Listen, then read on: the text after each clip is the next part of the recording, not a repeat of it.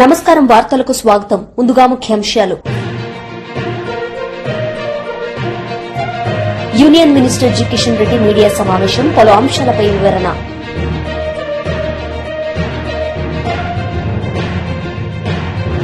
మాజీ మంత్రి అంబటి రాంబాబు మీడియా సమావేశం, పలు అంశాలపై వివరణ.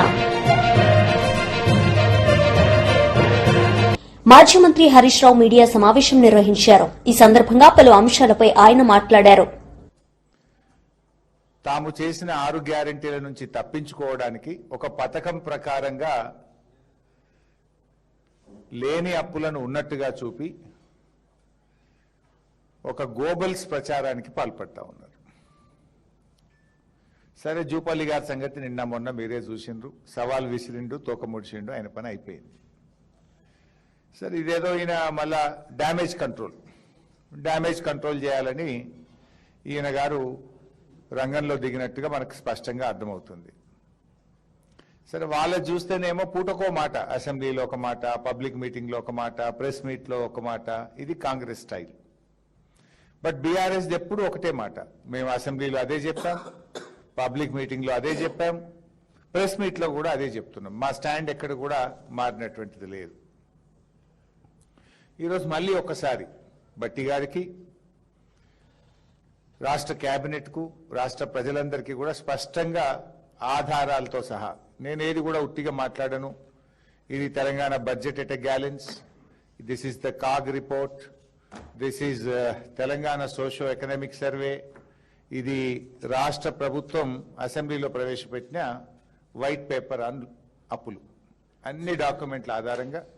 ఇది నిన్న బట్టి గారు ప్రెస్ మీట్లో పెట్టిన పేపర్. వీటి ఆధారంగానే మాట్లాడితే తప్ప నేను కొత్త లెక్కలు చెప్పను, సొంత లెక్కలు అసలు చెప్పను. సరే, అసలు ఎందుకు ఈ కాంగ్రెస్ ప్రభుత్వము, బట్టి గారు ఈ తప్పుడు ప్రచారం చేస్తున్నారు? అసలు దీని వెనుక ఉన్న కథ ఏంది? దీన్ని ఒక్కసారి అర్థం చేసుకునే ప్రయత్నం చేయాలి. ఎన్నికల ముందు అడ్డగోలు హామీలు ఇస్తూ పోయారు. అడ్డగోలు హామీలు ఇస్తుంటే కొంతమంది విద్యార్థులు ఒక మీటింగ్లో బట్టి గారిని అడిగారు, బట్టి గారు మీరు ఇంతగానో హామీలు ఇస్తున్నారు, ఇవి నిజంగా ఆచరణ సాధ్యమా? మీరు చెప్పిన హామీలన్నీ అమలు చేయాలంటే 3 అంతల బడ్జెట్ కావాలి, how will you do it అని అడిగితే ఆయన గారు ఏమన్నాడంటే, 100 ఏండ్ల చరిత్ర కలిగిన కాంగ్రెస్ పార్టీ, డబ్బులు ఎలా సమకూర్చాలో మాకు తెలుసు, గ్యారంటీలు ఎలా అమలు చేయాలో మాకు అపారమైన అనుభవం ఉంది అన్నాడు. కుర్చీలో కూర్చున్నాక అవి సాధ్యం కాదు అనేది అర్థమైంది. అప్పుడు తెలుసు, ఇప్పుడు తెలుసు. కానీ ఇప్పుడు ఏం చేయాలి? Union minister G Kishan Reddy media సమావేశం నిర్వహించారు. ఈ సందర్భంగా పలు అంశాలపై ఆయన మాట్లాడారు.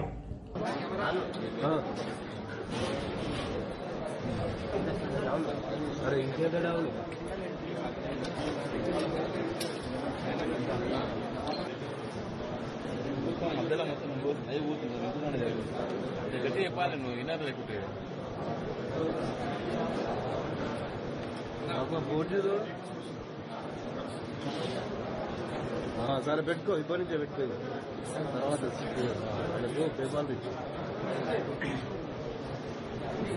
సింగరేణి భవన్ అని పెట్టు, సింగరేణి భవన్ సింగరేణి భవన్ టీజీలో కాదు, అప్పటికప్పుడు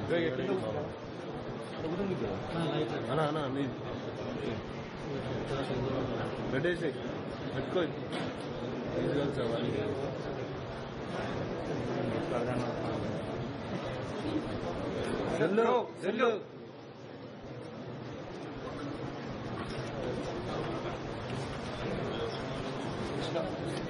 లెటర్ స్టాండ్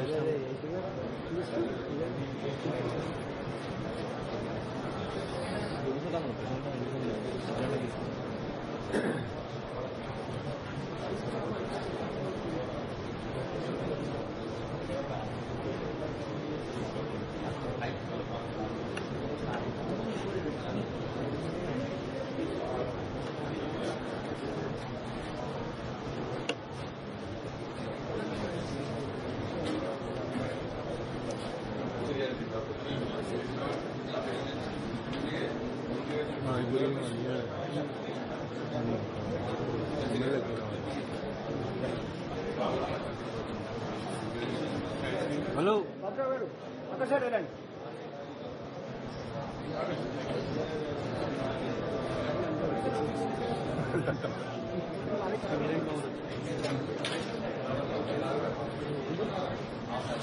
వేరే వాళ్ళ వెహికల్ వచ్చినా మన వెహికల్ బాగుంటుంది.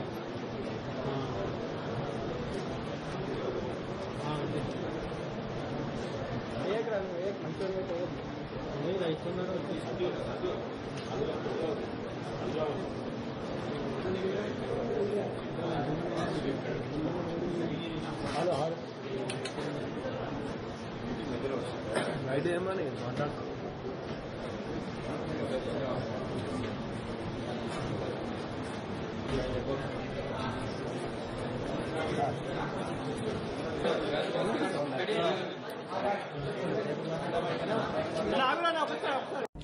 మంత్రి గుమ్మడి సంధ్యారాణి మీడియా సమావేశం నిర్వహించారు. ఈ సందర్భంగా ఆమె మాట్లాడారు. అది సభ్య సమాజంలో ప్రతి ఒక్కరూ తలదించుకునే విధంగా ఉంది. అంటే ఎవరైనా, అమర్నాథ్ గారు మీరే కాదు, ఎవరైనా తల్లి కడుపులో నుంచే పుట్టాలి.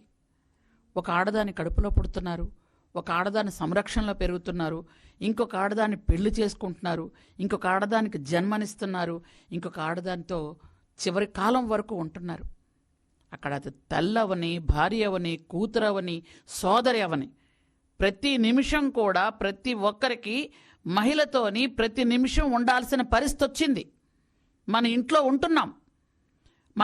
మనం ఏంటంటే సమాజంలో జీవనం గడపడం అని అంటే పురుషులు స్త్రీలు అందరూ ఒకరు తోడు ఒక అవసరమైనటువంటి పరిస్థితి ఉంది ఇక్కడ. మాకెలాగైతే తండ్రి సంరక్షణలో, భర్త సంరక్షణలో, పిల్లల సంరక్షణలో వాళ్ళతో మేము ఎలా పెరుగుతున్నామో మీరు అలాగే పెరుగుతున్నారు. ఆడదంటే మీకు ఎందుకంత చులకన? ఆడవాళ్ళంటే ఎందుకు చులకన? వాళ్ళ మేకప్ గురించి మీరు మాట్లాడతారు. మీ ఇంట్లో ఆడవాళ్ళు లేరా? వాళ్ళు రాసుకోవట్లేదా పౌడర్లు, కాటకలు, బొట్లు? అంటే మాట్లాడిన దానికి ఒక సభ్యత, సంస్కారం ఉండాలి. ఎవరో ఒక చదువు లేనివాడు, ఒక పామరుడు, ఏమీ తెలియనివాడు మాట్లాడితే ఓకేలే అనుకోవచ్చు. మీకు మాజీ మంత్రి కదా, మీరు చదువుకున్న వాళ్ళు కదా, విజ్ఞత ఉన్నవాళ్ళు కదా, ఒక సిటీలో పెరుగుతున్నారు కదా, మీరు అలా మాట్లాడొచ్చా? అది సభ్యత? అది సంస్కారమా? అంటే మీ బాస్ని మీరు అనుకరిస్తున్నారా? ఎందుకనంటే మీ గొడ్ల పార్టీ అధినేత ఎప్పుడు కూడా వాళ్ళ చెల్లి చీర గురించి మాట్లాడాడు. ఆయన ఎంత దారుణం అంటే వాళ్ళ చెల్లి చీర గురించి, వాళ్ళ చెల్లి తాలూకా వ్యక్తిత్వాన్ని హననం చేస్తూ, ఆమె క్యారెక్టర్ని అసాసినేట్ చేస్తూ వాళ్ళ పత్రికలో బూతులు రాయించాడు ఆయన. అసలు ఆ మాటే మాట్లాడకూడదు, చాలా తప్పు. షర్మిల గారు ఏమీ అనుకోకండి, చెప్పాల్సిన పరిస్థితి వచ్చింది కాబట్టి చెప్తున్నాను. ఆమె రాజశేఖర్ రెడ్డికి పుట్టలేదు అని నీ పత్రికలో రాయించుకున్న ఆ బాస్ అండర్లో మీరు ఈ విధంగా పనిచేస్తారా? అంటే అది అంటే ఆ తల్లిని ఎంత అవమానించినట్టు విజయమ్మ గారిని. అంటే అంటే మనమైతే ఒక విషయం గమనించుకోవచ్చు. ఎందుకనంటే తల్లిని చెల్లిని గౌరవించిన వాడు, తల్లిని చెల్లిని మెడబంటి బయటికి గెంటినవాడు మిగిలిన వాళ్ళని గౌరవిస్తారని మనం ఎప్పుడు కూడా ఆశపడకూడదు. కానీ వీళ్ళకేమిటా అంటే 2 సంవత్సరాలుగా ప్రజలు చక్కగా బ్రతుకుతున్నారు. ప్రజల్లో ఒక అల్లకల్లోలం తేవాలి, మహిళల్లో ఒక అల్లకల్లోలం తేవాలనే ఆలోచనతో ముందుకెళ్తున్నారు వీళ్ళు. అంటే మీరు అసలు అమర్నాథ్ గారు మాట్లాడిన వెంటనే బయటకు వచ్చిన తరువాత క్షమాపణ చెప్పాలి మహిళా లోకానికి. మీరు మహిళా కమిషన్ దగ్గరికి వెళ్ళొచ్చిన తర్వాత మీ నిష్ఠానుసారంగా మాట్లాడతారా?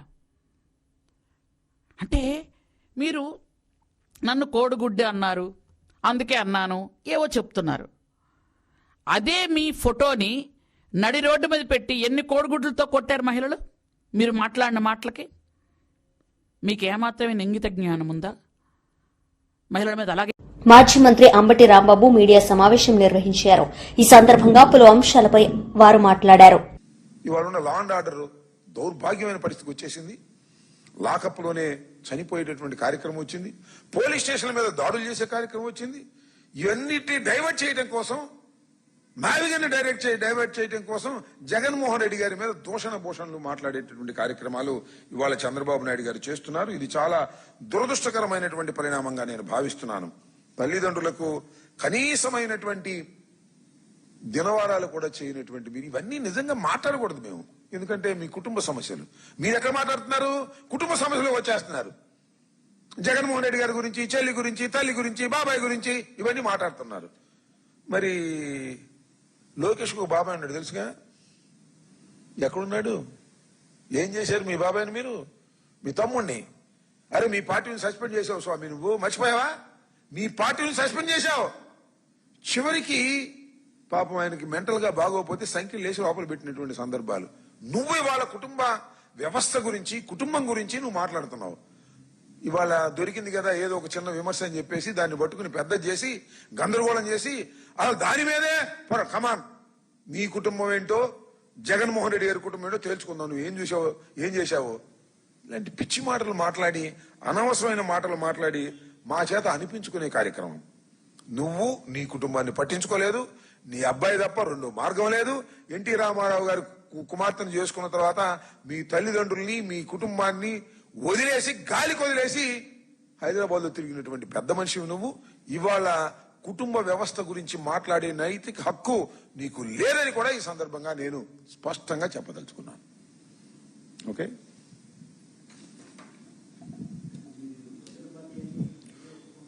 మేము గొడవల పార్టీ, పరశురాముడు గొడవలని చెప్పాము ఆయన చెబుతుంటే. మాది గొడవల పార్టీ, ఆయన తడిగొడల పార్టీ. గొంతు కోసేస్తాడు. అసలు చంద్రబాబు నాయుడు గారు ఎవరి గొంతైనా కోస్తే పోస్ట్ మార్టంలో కూడా రిపోర్ట్ దొరకదు. డాక్టర్లు ఎంత వెదికి పోస్ట్ మార్టం చేసినా అంత బ్రహ్మాండంగా తడిగుడ్డలతో గొంతులు కోసేటటువంటి స్వభావం కలిగినటువంటి నారా చంద్రబాబు నాయుడు గారు మాది గొడవల పార్టీ, మాది రౌడీల పార్టీ. ఇవులే రౌడీలు, ఇవులు రౌడీలు. మనం చూశారుగా మీరు, మా కార్లు బాగా కొట్టారు, మా ఇంటి మీద దాడి చేశారు. ఎక్కడ పెడితే అక్కడ పోలీస్ స్టేషన్ మీద దాడి చేస్తున్నారు. ఇప్పుడు ముద్దాయిని వదిలించండి, మాకు అప్పచెప్పండి ముద్దాయిని, ఆ సంగతి తెలుస్తా ఉంటున్నారు. ఎవరు రౌడీ పార్టీ? ఎవరు రౌడీ పార్టీ అని అడుగుతా ఉన్నా చంద్రబాబు నాయుడు గారు. లాకప్లో చచ్చిపోతున్నారు, అదేమంటే రౌడీలు అంటారు వాళ్ళని. ఎవరిది గొడవల పార్టీ? ఎవరు దౌర్జన్యాల పార్టీ? మీది దౌర్జన్యాల పార్టీ, మీరు దౌర్జన్యకారులు. కాకపోతే మెత్తగా ఉపన్యాసాలు చెప్పేటటువంటి కార్యక్రమంలో నిమగ్నమై ఉన్నారు తప్ప మీ అంత దుర్మార్గమైనటువంటి రాజకీయాలు, మీ అంత దారుణమైన హత్యలు చేసే రాజకీయాలు చెప్పాలంటే బోలెను ఉన్నాయి. వాళ్ళు చేసిన హత్యలు, నారా చంద్రబాబు నాయుడు గారు రహస్యంగా చేసిన హత్యల గురించి బోల్డ్ చెప్పొచ్చు. ఇప్పుడు టైం లేదు, అది వేరే విషయం. ఇలా చంద్రబాబు నాయుడు గారికి ఇప్పటికైనా అయ్యా బాబు గారు కాస్త బుద్ధి తెచ్చుకోండి అయ్యా. ఈ 2 సంవత్సరాలు ఏం చేసావో చెప్పబోయా.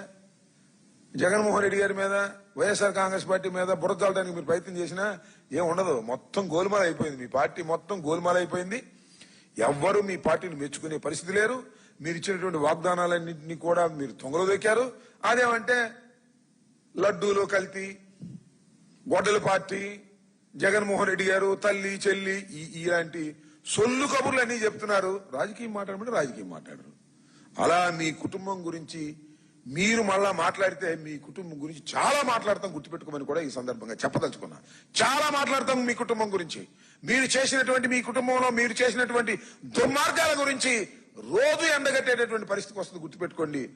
రాజకీయాలు చేసి కుటుంబాలు నాకు అర్థం కాలేదు. అది నీ అంత దుర్మార్గుడు ఏమైనా ఉన్నారా?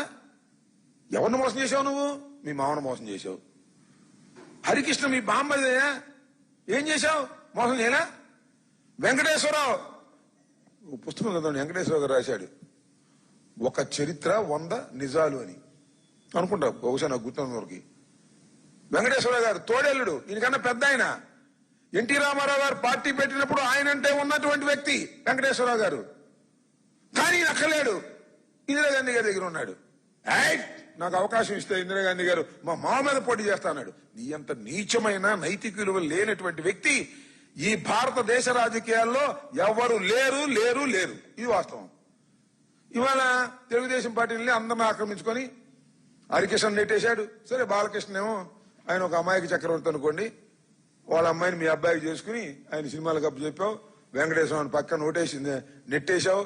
కుటుంబంలో అందరినీ నెట్టేసి నీ కుటుంబాన్ని, నీ కుటుంబం అంటే ఎవరు? నువ్వు మీ అబ్బాయి, కడవలు ఎవరు కుటుంబం కాదు. మీ తమ్ముడు కుటుంబం కాదు, మీ చెల్లెలు కుటుంబం కాదు, మీ చెల్లెలు కొడుకుల కుటుంబాలు కాదు, మీ తమ్ముడు కుటుంబం కాదు. మీ తమ్ముడు కుటుంబం వాళ్ళు ఎప్పుడైనా చూసావా? ఎప్పుడు పిలిచావా? ముఖ్యమంత్రిగా ఉన్నావు కదా ఎన్నిసార్లు. మొన్న పెద్ద ఇల్లు కట్టడానికి ఫౌండేషన్ వేసావు కదా, మీ చెల్లిని పిలిచావంటే ఏమయ్యా లోకేష్, మీ మేనత్తను పిలిచారా? భోజనం పెట్టావా? స్వీట్ ఇచ్చావా? చీరలు పెట్టావా? మీ మామూలు పిలిచావా? మీరు, మీ నాన్న, మీ అమ్మ. మాజీ మంత్రి బొత్స సత్యనారాయణ మీడియా సమావేశం నిర్వహించారు. ఈ సందర్భంగా ఆయన మాట్లాడారు.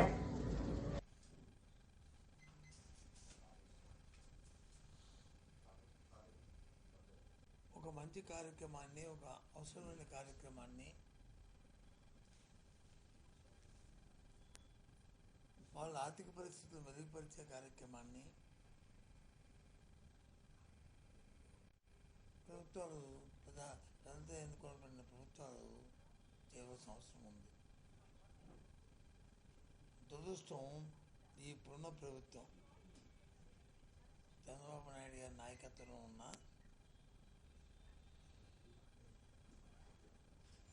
ఈ కూటమి ప్రభుత్వం అసలు ఆలోచన లేదు. ఎంతసేపు ఒక రావణను, లేకపోతే ఒక యూట్యూబ్ వెంకటరెడ్డిను,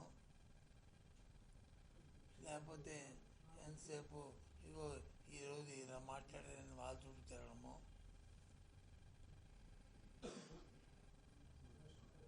ఈ శాంతి భద్రతల పరిరక్షణ అంటే ఇది. అంతేగాని పాపం బాలికలు వచ్చి ఇబ్బంది పడుతున్నారు, వాళ్ళ మీద లైంగిక దాడులు జరుగుతున్నాయి, మహిళల మీద అత్యాచారాలు జరుగుతున్నాయి. రాష్ట్రంలో మనిషికున్న ఆసత్వాన్ని, లేకపోతే వాళ్ళకున్న వీక్నెస్ని క్యాష్ చేసుకుని కొన్ని సంస్థలు వచ్చి దురాగతం చేసి వాళ్ళ దగ్గర నుంచి కోట్లాది కోట్లు దోచుకుంటున్న పరిస్థితి.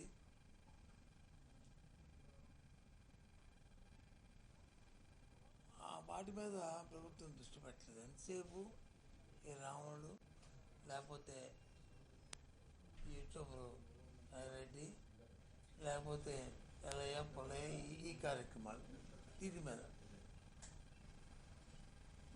ఏంటి ప్రభుత్వం?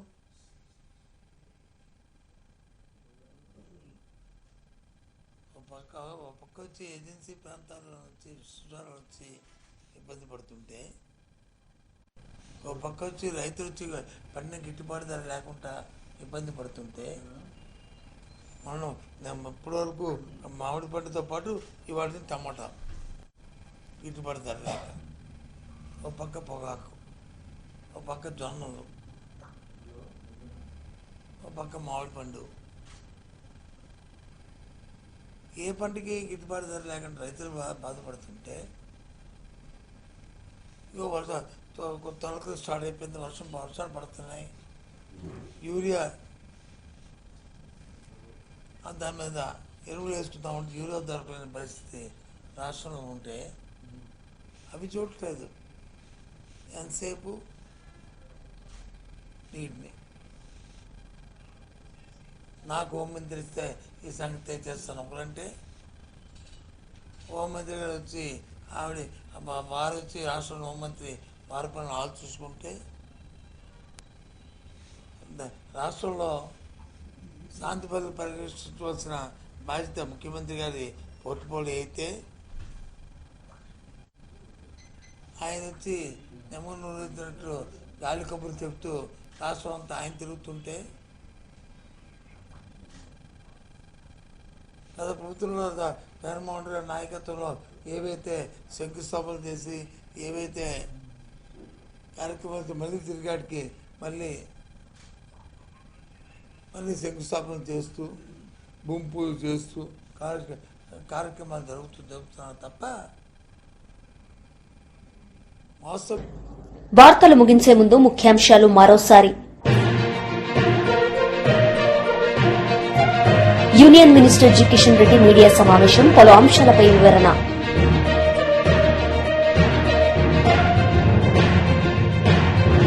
మాజీ మంత్రి అంబటి రాంబాబు మీడియా సమావేశం, పలు అంశాలపై వివరణ. ఈ వార్తలు ఇంతటితో సమాప్తం. తిరిగి ప్రసారమయ్యే వార్తల్లో మళ్ళీ కలుద్దాం. అంతవరకు సెలవు. నమస్తే.